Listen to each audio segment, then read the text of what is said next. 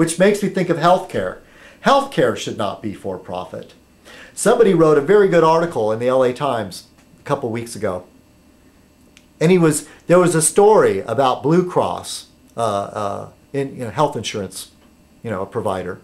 Blue Cross was asking doctors to give them information about patients and using that information to drop them from coverage. And it got out.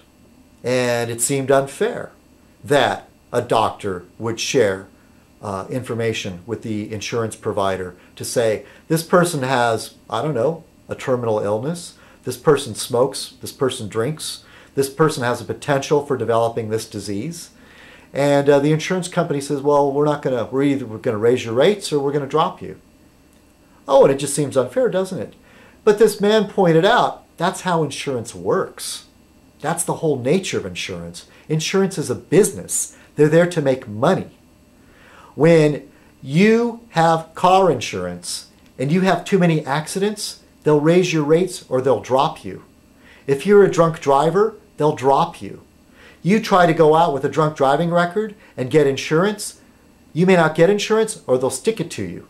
So nobody really has the right to insurance. Nobody has the right to health insurance. That's why the whole health insurance business, the business of keeping us healthy, should not be done by insurance companies. Shouldn't be. That's what's wrong with both Obama's and Hillary Clinton's healthcare plans, is they're trying to make some compromise. If they came out and said, like Dennis Kucinich, like Ralph Nader, we need a single-payer health plan to cover the entire nation, like a Medicare for everybody, or a type of military medical coverage that you get when you're in the military, or the people of the House of Representatives or our senators, they get, it's not health insurance, they have health coverage, that if something goes wrong, they can see a doctor. And they pay a certain amount out of their salary, but they can't be dropped. They can't have their rates raised for, if they're going to raise the rates for one person, they raise it for everybody. That's what we need. Oh, and I know some people out there that, oh, that's socialism. Oh, what a dirty word, socialism. What's wrong with the word social? Social security. Be sociable. We live in a society. How do they turn the word social into a dirty word? It's those right-wingers that do that. They turn it into a dirty word. And the whole thing is, I'm depressed. I started out this night angry, pissed off that I have to deal with this bullshit with somebody in my life that doesn't get me, that doesn't understand. Like, I'm doing my thing, and she should be like, step back and like go, okay, that's cool.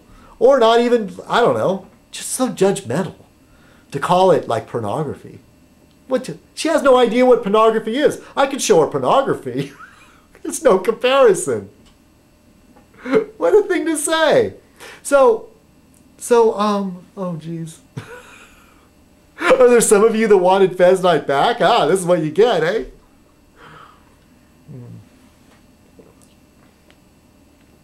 There's an interesting thing with this Obama and Farrakhan having to distance himself from Louis Farrakhan, I think that's his first name, head of the Islamic Nation, I don't know, is it started with Malcolm X? I don't know how it got started, but I know that he's come off as saying very anti-Semitic remarks and calling the whites the devils, white devils. And then the guy saying, hey, I like Obama. And Obama is kind of having to backpedal and say, well, what can I do? If somebody likes me, I'm going to say, don't like me, But he had to denounce, I think was the word that Hillary wanted from him. Denounce or deny or something like that. And then, which is nice, to add a little balance, a little yin and yang to the whole thing, a little night and day, McCain has to distance himself from a man named, I'm looking at my notes here, John Hagee, who's this crazy, ultra-right religious whack job, who says all kinds of bad things about the Catholic Church. So do I. So do my atheist friends. But the way he does it is just like, It's not cool. You know, he makes Pat Robertson and his ilk, Pat Robertson and what's one of the other ones? Jimmy Swaggart or those people, Oral Roberts, seem somewhat normal. Oh, I don't know how long this has been going. Maybe 45 minutes? I don't know. I don't have any idea. But I'm near the end of my drink. And so at least the wheels haven't fallen off the bus for Fez night. The Fez that would not die. But so I'll try to get back in the swing of it. Start. Maybe they'll get better as I get back into practice. So let me know. Thanking the new subscribers. Stick it in the middle somewhere. You know. I know that the very last part of Fez always gets the most hits because you know that that's the part where I'm the most tipsy. I've had the most to drink. I never really get drunk. I just get a little bit lubricated and start talking and saying what's on my mind. So here's to all of you. Thank you for watching Fez Night. Fez Night is back.